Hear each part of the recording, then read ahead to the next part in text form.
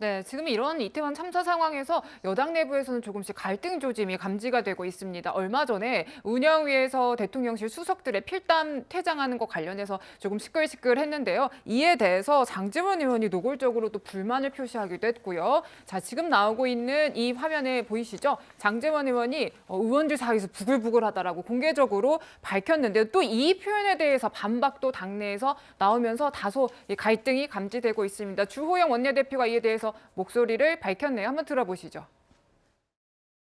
어떤 현상을 놓고 누구나 서로 생각이 다를 수 있으니까 다만 이용 의원이나 장제원 의원께서 내가 말 못할 사정들을 다 자세히 내하고 같이 공유하고 있지 않다는 것을 알았어요. 왜 그런 일이 생겼는지 사정들이 있습니다. 그런 걸 좀 알면 생각이 달라질 수도 있다는 생각을 하고 그러니까 뭔가 사정이 있었다는 뉘앙스로 얘기를 하고 있는데요, 차장님. 네. 이게 사정이 뭔지도 궁금하지만 이게 어떤 그동안에는 가라앉아 있던 친윤과 비윤계의 갈등이 수면 위로 올라나오는 그런 분위기를 보여주는 것이다라는 분석들이 있던데 어떻게 보십니까? 그렇습니다.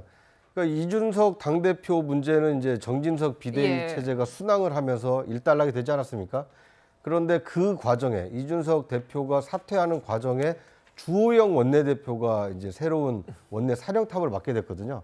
근데 이것은 어떻게 보면 국민의힘 의원들의 어떤 뭐랄까요 이 총의가 모여졌다기보다는 네. 당을 정비하는데 이제 그 응급 소방수 역할을 좀 맡아달라 이렇게 이제 주호영 원내대표를 세운 것인데 그것에 대해서 이제 원조 윤핵관격인 이 장제원 의원이 이제 좀 뭐랄까요 비판을 하고 나선 모양새입니다.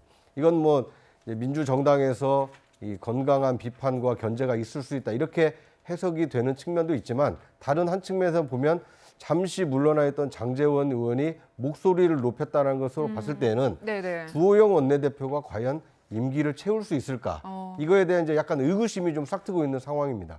왜 그러냐면 지금 이제 국회 국정감사까지 끝나지 않았습니까? 예. 이제 남은 것은 예산안 처리입니다.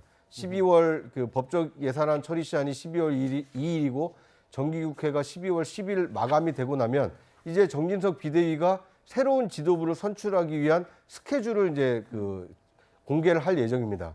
빠르면 1월, 늦으면 2월 말 정도면 이제 새 지도부를 선출하는 윤곽이 잡힐 텐데 네. 그때 아마 주호영 원내대표도 뭐 이렇게 바꾸려고 하는 거 아니냐 이런 관측이 지금 나오고 있기 때문에 아마 일단락됐고 잠시 봉합돼 있던 이 여권 내의 어떤 이 권력 다툼이 좀 새롭게 시작됐다 뭐 이렇게 볼 수 있는 대목이 아닌가 하는 생각이 듭니다. 이태원 참사 이후에 수사가 계속 한창인 상황입니다. 조금 전에 구장 차장께서도 말씀해 주셨지만 참사 이 관련해서 수사가 경찰 수사가 좀 미진한 것 같다. 7명 입건하는데 그쳐 있는 상황 아니겠습니까? 또 조사를 받던 현직 경찰이 순지자 일각에선 일선 경찰들의 그 불만이 극도에 달하고 있다.